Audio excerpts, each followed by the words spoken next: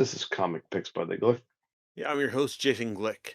Hey, Jason, what do you have on tap for us today?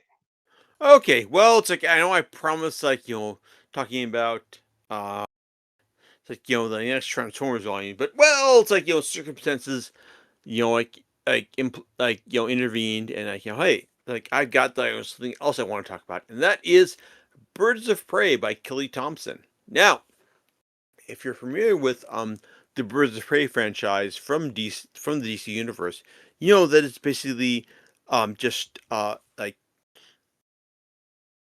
Dinah Lance or Black Canary, talking about fight taking on bad people from like on like on on the instructions from uh, from the from um Barbara Gordon, who is like Oracle or Batgirl like in the present DC universe, because she was like she was originally the the Justice League's agency, but eventually she eventually morphed into hey she basically, gave the JLA whatever information they needed, because she was not a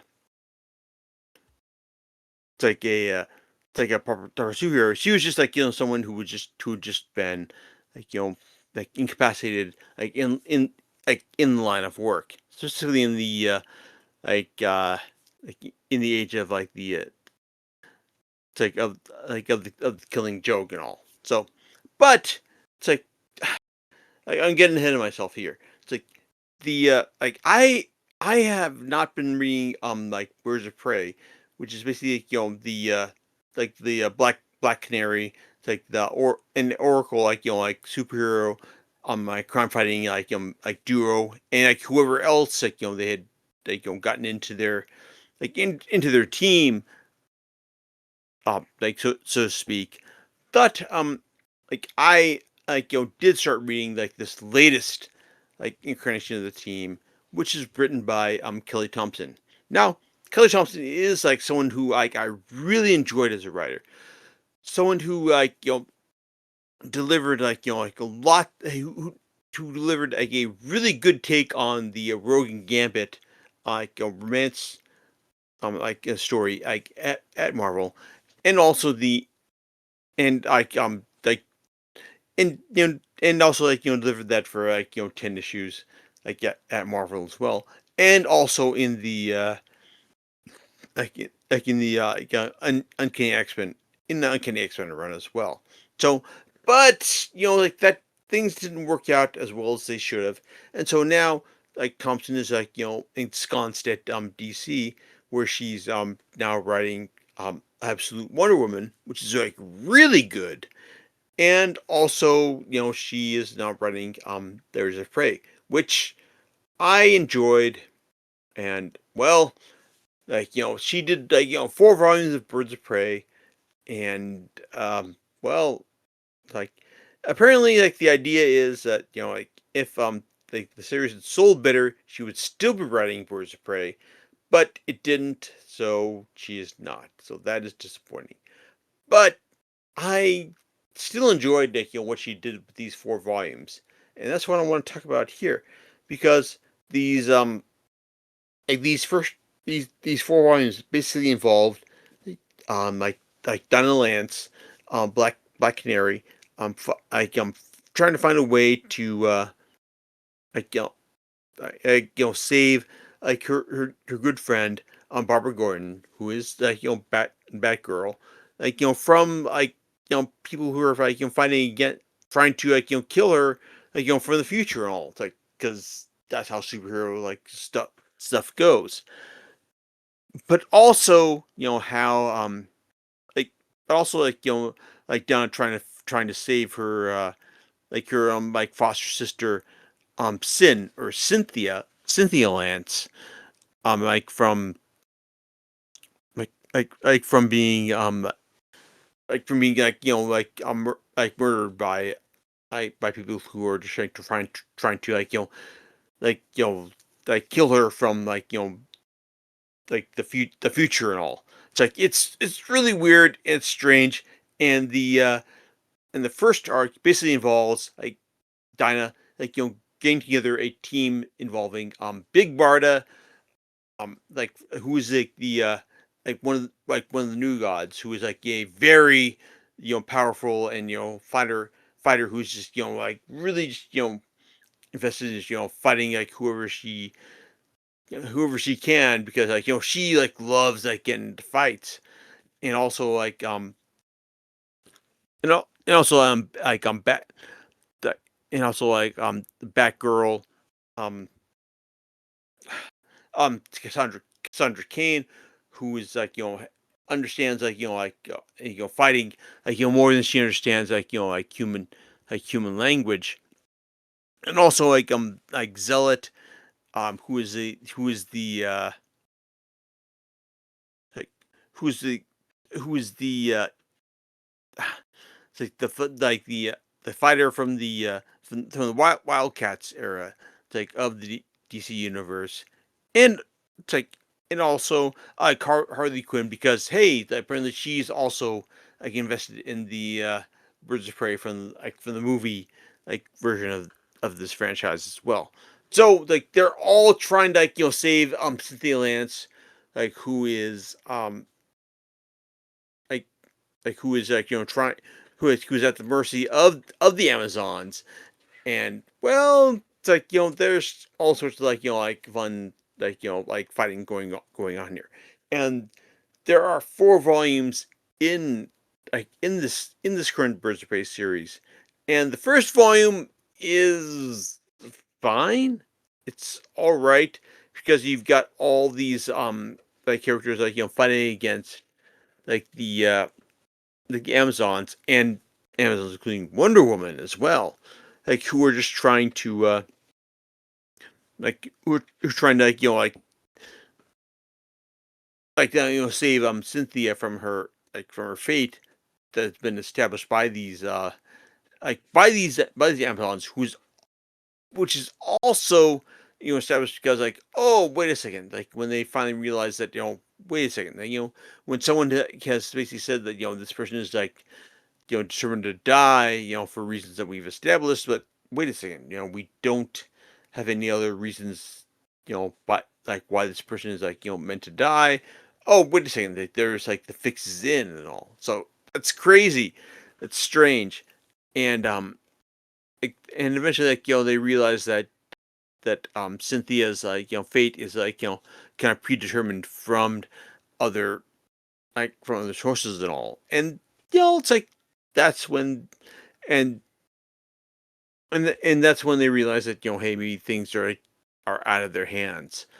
And well, that's when the first volume, like ultimately climax, realizes that oh, like someone from the future is trying to kill Barbara Gordon, or Batgirl, like for reasons unknown. And that's when we're like trying to deliver like real real weird like superhero bat like real weird superhero like you can't die stuff, because hey, it's like this is like a hero is meant to die, because like they're like because they said that like one of our current heroes should die. It's like, oh wait a second, that there's like that isn't how things are meant to go. So well, like you got like real weird superhero stuff like going on. And I overall, it's like I did enjoy this series, but it also um like hinged on the fact that like Thompson like like delivered like some entertaining irreverence like over the course of these 4 volumes. And also like the fact that hey, it's like the core core series, the core team, which is really meant to be like Black Canary, like Batgirl, um oh sorry, Batgirl Barbara Gordon, Batgirl Cassandra Cain, or like Batgirl a small bat as it's like as Big Brother refers to Cassandra Cain. It's like and I didn't enjoy that stuff. It's like as we like presented through these like subsequent volumes because well it's like I guess like the real thing I really enjoyed over these four volumes is Thompson's really uncomplicated like portrayal of Big Barda because while she's meant to be like like a new god, someone who is just like, hey, I'm like here to fight, I'm here to enjoy, I'm here to kick ass and chew bubblegum, and I'm all out of bubblegum. And like that is how she rolls like over the course of this series. And I really enjoyed that portrayal of of Barda. I mean, not that Barda was portrayed as being like dumb or just like hey, it's like I am like I'm here to like like like fight stuff more than anything else. It's like she's just like someone who was like he was here to just like beat faces in like in terms of like her friends and all. And I really enjoyed seeing that portrayal around. It was like it was delightfully uncomplicated, and I really like enjoyed seeing how how Thompson portrayed that over the course of this run. And also, it's worth noting that over the course of the first two volumes, well, it's like we got some interesting art portrayals over the course of it. Because while Leonardo Romero handled the majority of the volume art for the first volume, well, we got lots of different people like handling like art for the second volume as well. Like, which was like, oh wow, it's like you had like six different people handling like the art for like for the seven issues of of volume two, which is like it's definitely a thing and all. And yeah, it's like I guess it works. I mean, like the overall art style like is fine, but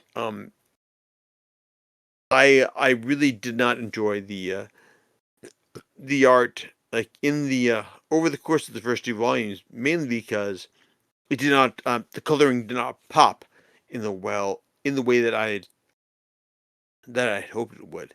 Because while even though like Jordy, the person who like had provided the art for these first two volumes, Jordy Belay, is one of the best colorists in the industry. Like she did not like deliver a really stylized like impressive version of coloring for these first two volumes.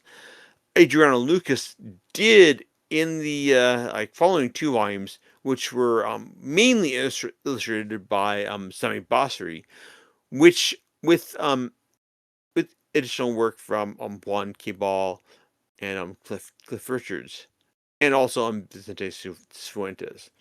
So like the art the art does get better in volumes 2 and 3 because like you get a consistent artist handling it from the back half of the series, but overall it's fine. It's like I kind of wish that like we had gotten like like one solid artist delivering clever work from beginning to end. But I will say that like much as I liked Sami Basri taking over work like in the back half of the series, Juan Cabal doing his work in the again his two issue fill in from let's see from 17 and 18 is really good because like he is a guy who just like will have like a character just like like punk punking a like a villain, by just swinging across the panel gutters, like in like in their attack. So that's great. That's great and all. But he's like the only guy like who will like you'll have the art doing that like going forward. But overall, it's like when you get to the end of the series, which is like I guess like I said, I enjoyed like the first three volumes, and then you get to the final volume, which is like Bird on the Run, which basically like has the team like dealing with like really bad stuff, which is like totally like Big Barda being taken over by the shadow creature Inque, like in the story, and then then having to deal with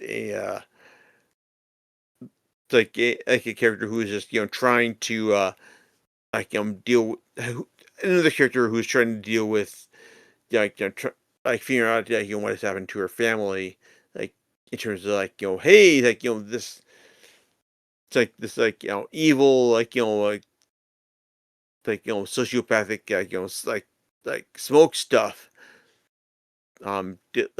dealing with her like her feelings mentality. It's like it's crazy, it's weird, it's strange. It's like I don't know what to make of it, but it's I I don't think that it's like leads to like a really entertaining finale, but it at least like ends with like like a story like an end like a story where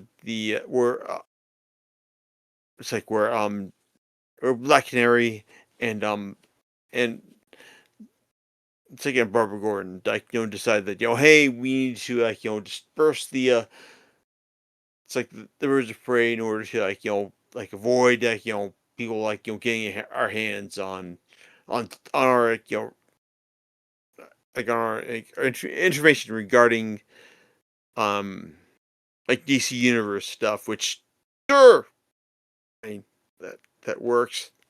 But overall, it's like I did enjoy the series, but it kind of like ends in a like abrupt like way that hey, it's like I mean like Thompson like Kelly Thompson like, acknowledged that hey like we like she was like pressed to do like do other stuff like with the DC universe, which hey, cool and all, like, and I want to see what she does with Absolute Wonder Woman. But in terms of just, delivering like further stuff with like the DCU, well, let's see how that goes. I definitely enjoyed what I read with her her Birds of Prey run, but does it make me want to like go and like read other like Birds of Prey runs from like likes of Gail Simone and Chuck Dixon, who originated the series. You know, not so much really. It's like I enjoyed these four volumes, but and I'm sure that like Birds of Prey will come back at some point, like from the DC universe. But will it if it if it like comes back like like specifically at building off like this run, well, maybe I'll read it, maybe I won't. But I don't know, man. There you go. It's like I enjoyed this Birds of Prey run from Kelly Thompson, but I don't think you need to read anything else, before and after, like, from this. At least as far as I'm concerned. So there you go. That's what I think. All right. Well, hey, um, good enough commentary there. What are you going to be talking about next time? I don't know, man. It's like, are we going to talk about like next one Transformers and all? Well, that sounds like a possibility. It depends on how the shipping goes for me, because I know that I'm going to be a part of that. So, Yes, I want your thoughts on that, John. mhm. All right. And we'll catch you next time on Comic Picks by the Glade. Later, everyone.